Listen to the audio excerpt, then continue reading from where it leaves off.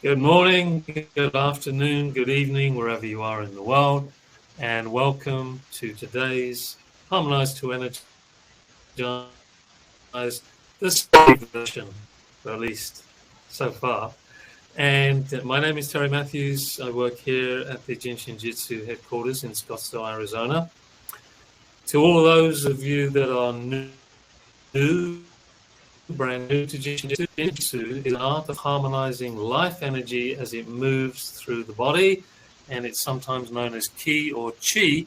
And in Jin Shin Jyutsu, the energy moves up and down the body, down the front, up the back, left and right of the spine, and we place our hands on what we call safety energy locks to balance out the movement of energy between them. Similar in the theory to traditional Chinese medicine and acupuncture, but we use way less energy points. So just one more thing to add before we introduce today's mystery presenter, whoever that may be, is that Jin Shin Jyutsu is not a substitute for medical care. It is a complement. So hopefully when you practice Jin Shin Jyutsu, you realize you're just enhancing the movement, or not just, you are enhancing the movement of energy. It complements any other kind of treatment protocol on. So, welcome. And without further ado, today's mystery presenter is hello. Today's mystery presenter, welcome. Come on, click. Yes. There you are, everybody. Today's mystery presenter, Liz. I've never asked Liz, Beth, or Liz or Elizabeth. It's Liz. Yeah. Well, good afternoon, everybody. So, Liz. Good afternoon, everybody. Thank you for joining us. Tell us a little bit about yourself. Well, I've been studying Jin Shin Jyutsu since 2005.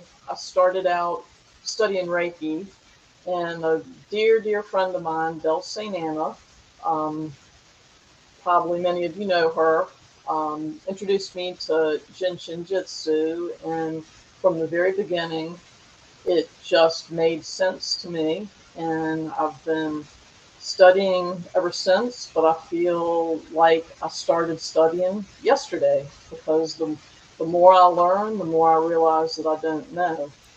I don't have a practice per se. My father was a veterinarian, and we would work in conjunction with each other if he had an animal that he could not figure out what was ailing it. He would ask me when I was home to go over and work with him and try to help. And so we worked numerous cases together, and that was really, I loved doing that. And I found that I really enjoyed working with animals, and I also liked to volunteer um, with my friends and family members when they were ill.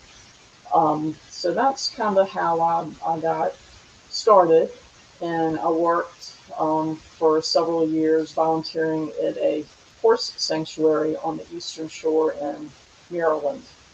Um, so that really was my introduction, and Terry had asked if I would be interested in presenting, and what I'm going to present today is about um, one of my dogs who sadly is no longer with me, but lived 10 wonderful years and really brightened up my life. And it's just very interesting how one thing led to another, and she became ill, and Jin Shin Jyutsu was a very big part. I attribute to helping her last an additional 2 years. And what I'd like to talk about today is the 14s. And before I get started on telling what happened with Duffy, um, for those who are interested, you can hold your ring finger, either ring finger, while I read a poem, or for those that are new to Jin Shin Jyutsu, the 14s are located up under the rib cage, right in this area.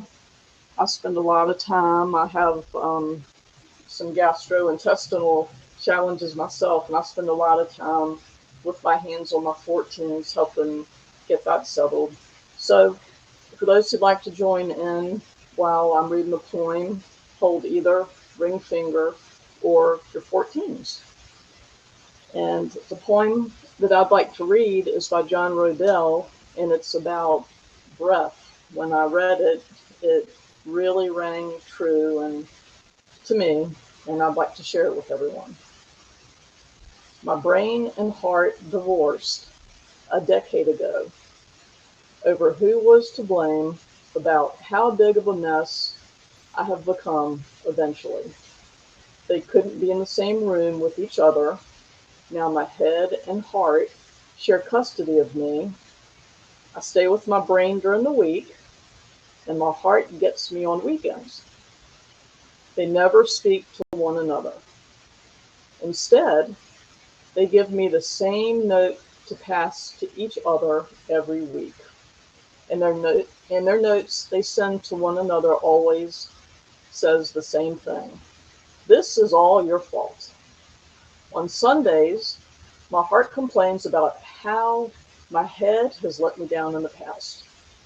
And on Wednesday, my head lists all of the times my heart has screwed things up for me in the future. They blame each other for the state of my life. There's been a lot of yelling and crying. So lately, I've been spending a lot of time with my gut.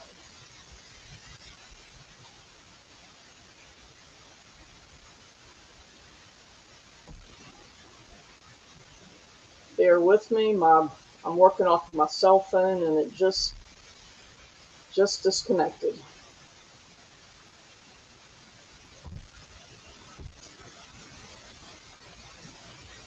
Shucks, Terry, you don't have that poem, do you? Up. No, not in front of me. I've gotten it back. So lately, I've been spending a lot of time with my gut, who serves as my unofficial therapist. Most nights, I sneak out of the window in my rib cage and slide down my spine and collapse on my gut's plush leather chair that's always open for me. And I just sit until the sun comes up. Last evening, my gut asked me if I was having a hard time being caught between my heart and my head. I nodded. I said I didn't know if I could live with either of them anymore. My heart is always sad about something that happened yesterday, while my head is always worried about something that might happen tomorrow. I lamented. My gut squeezed my hand. I just can't live with my mistakes of the past or my anxiety about the future, I sighed. My gut smiled and said, in that case, you should go stay with your lungs for a while. I was confused. The look on my face gave it away. If you're exhausted about your heart's obsession with a fixed past and your mind's focus on the uncertain future, your lungs are the perfect place for you. There is only now. There is only inhale. There is only exhale. There is only this moment. And in that breath, you can rest while your heart and head work their relationship out. This morning, while my brain was busy reading tea leaves, and while my heart was staring at old photographs, I packed a little bag and walked to the door of my lungs. Before I could even knock, she opened the door with a smile, and as a gust of air embraced me, she said, "What took you so long?" That really rang true to me, and I wanted to share that with everyone, and hopefully that might help those of you like me who forget to breathe a lot. I have to remind myself. Okay, so my story about Jin Shin Jyutsu, which is probably the most, well, I have lots of them, but the one that I would like to share about Duffy. Terry, could you show the slides of Duffy?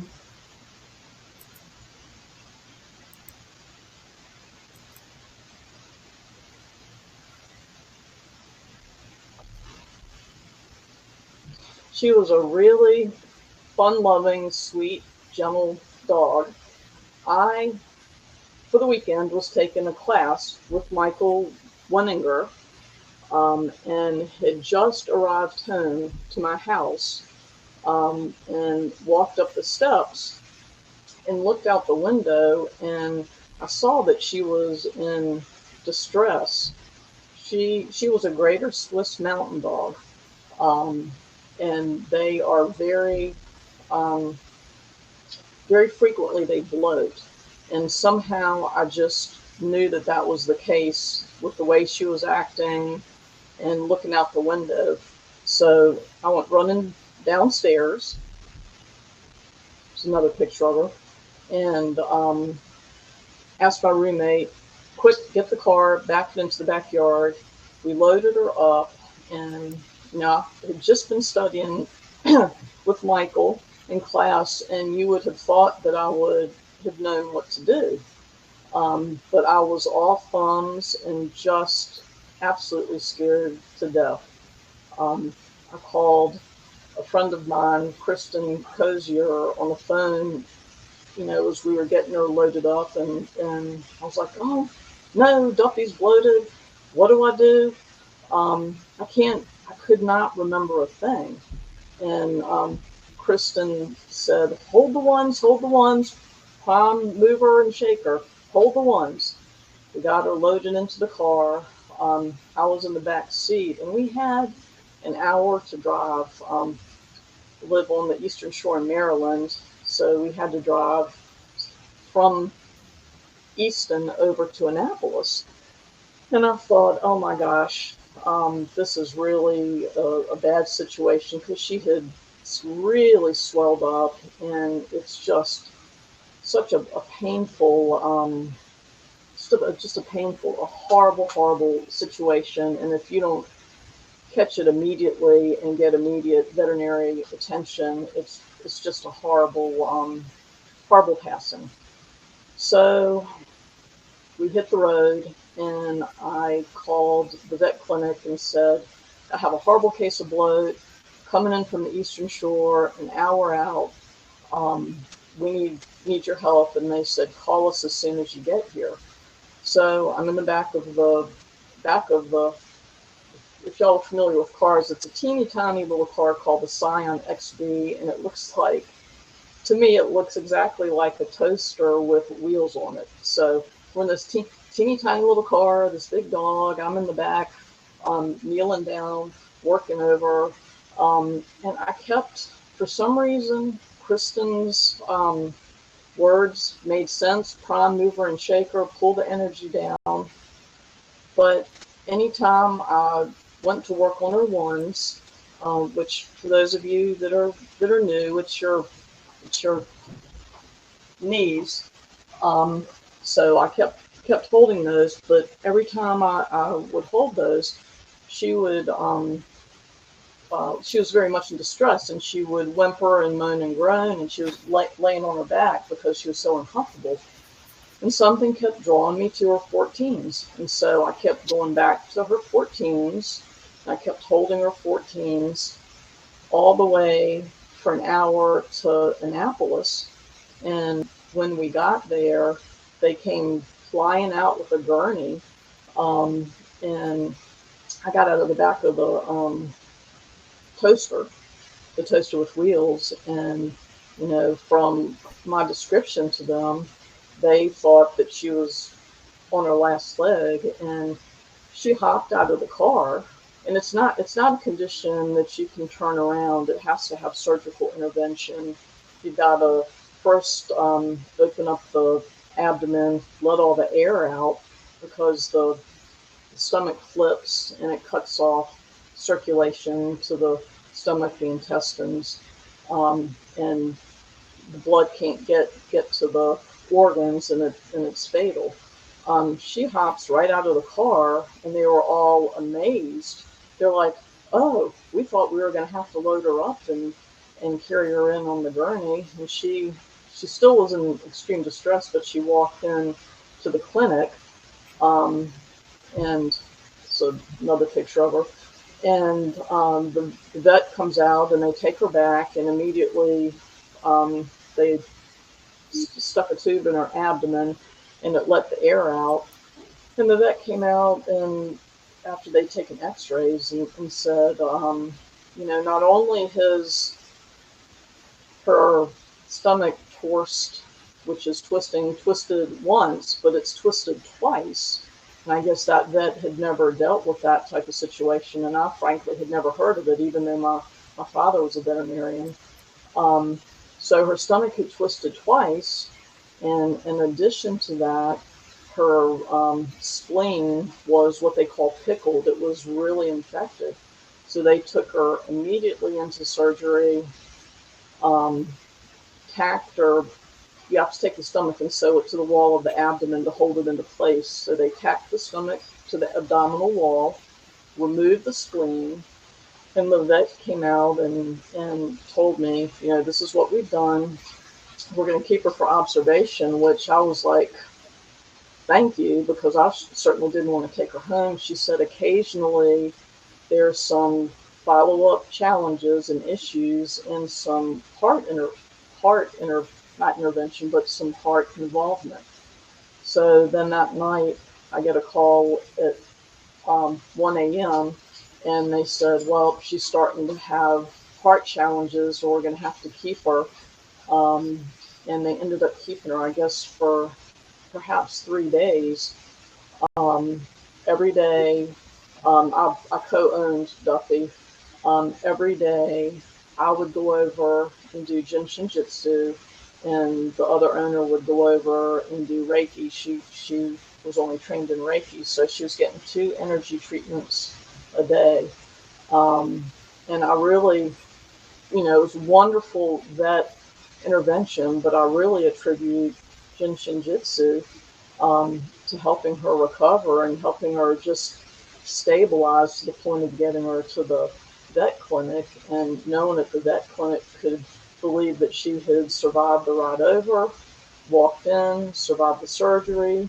Her heart turned around with monitoring, and the twice a day energy treatments. And I guess probably day 4, we brought her home, and she lived an additional 2 years, which was absolutely wonderful, as their lifespan is roughly 8 to 10 years, and she was 8 at the time. Now, I have a video that I sent to Terry, and we're not sure if it can play or it will come through, because we tried testing it and it didn't come through on my computer. But it's a video the day after her surgery, in less than 24 hours, where it shows that she was up, walking around. She looks a little punky and not very happy, and I'm talking to her, asking her if she wants to come home. So we're going to try to play that, and I hope that it will come through and that you'll be able to see it. So we'll try.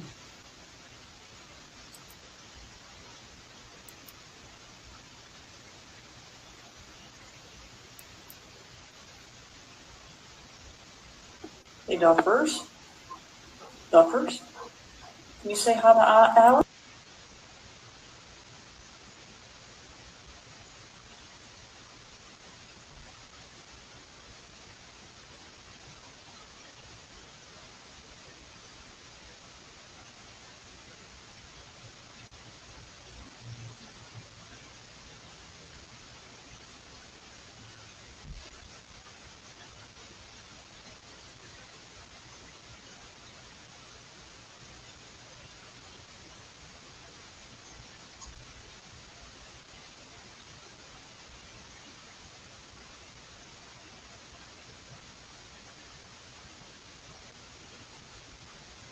Terry, I can't hear you. Did it appear to come through?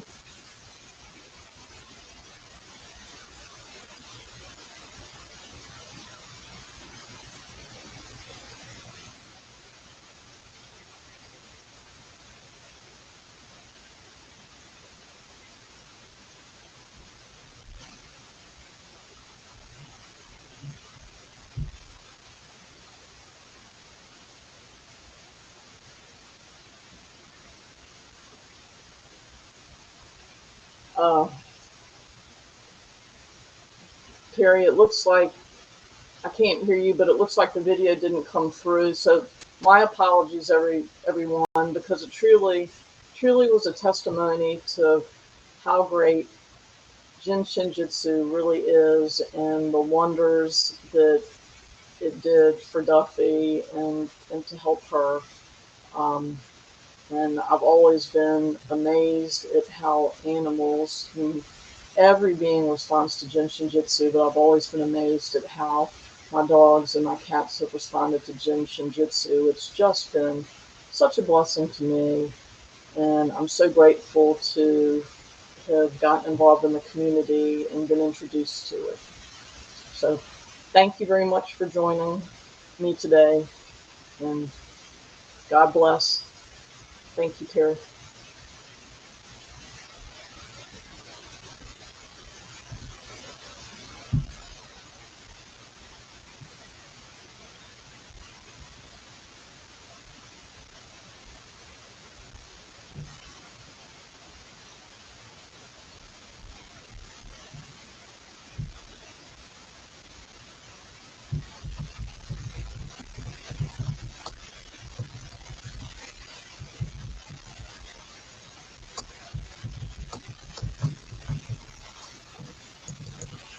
Hey,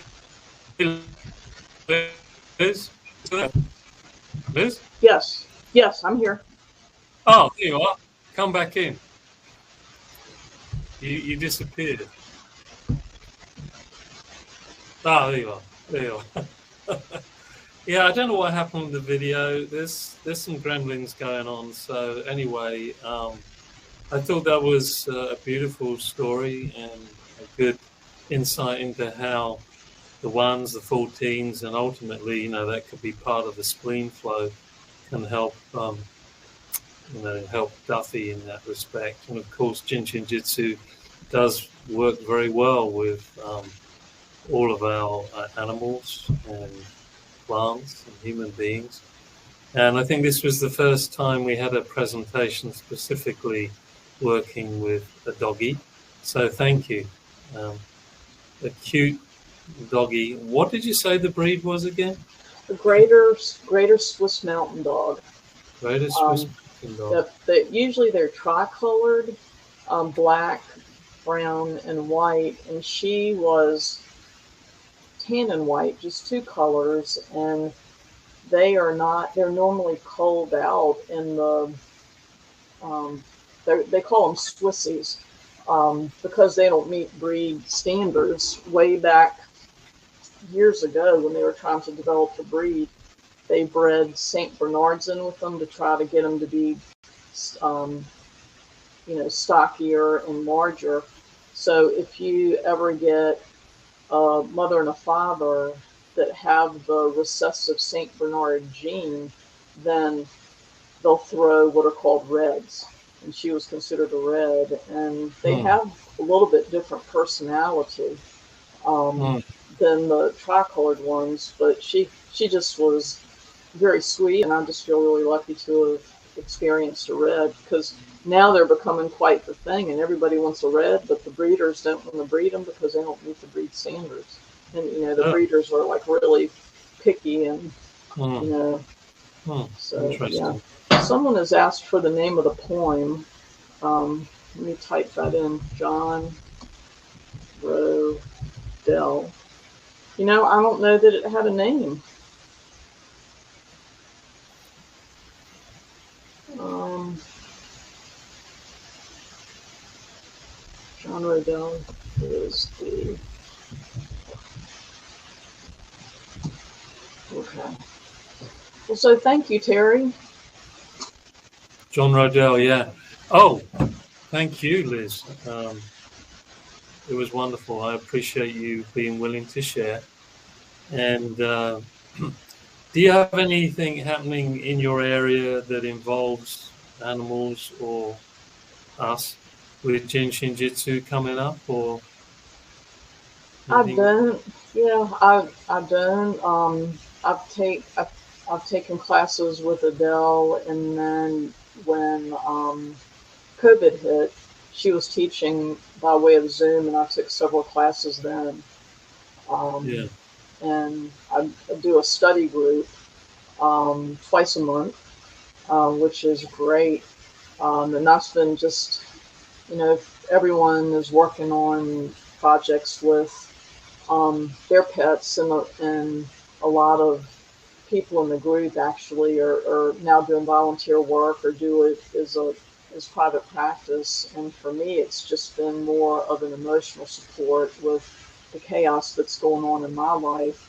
And so I'm lucky that they allow me to stay in the group, because I never have anything to report on, a client that I'm working on. I just have like, well, I work on myself and I work on my pets when I'm watching TV. My cat will lay on me, and I work on my cat, and then I work on my dogs. Sweet.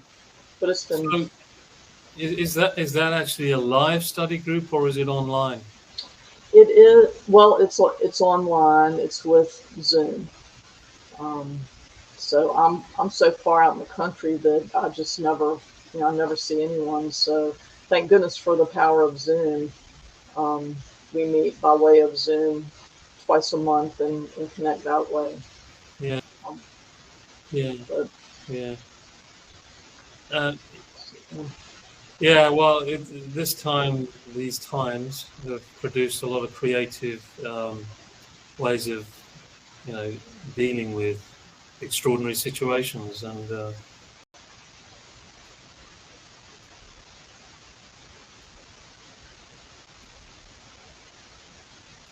energy moving. So, everybody, thank you for sharing with us today what Liz brought to the table, which I thought was very inspiring. I'm just going to so I'll share screen, have a quick look. So there's our website, and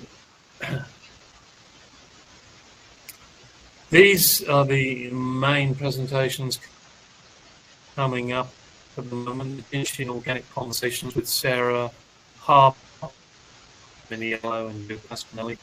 Here are the times and frequencies here. So it's like a study group, and like with all the webinars, you can get replays. You register there, and here is just a list of all the previous and upcoming classes, which you can get replays for too. Some places have begun to do live classes, others not. You still there, Liz? Yes, I'm here. Oh, there you are. If you really needed to go, it's fine.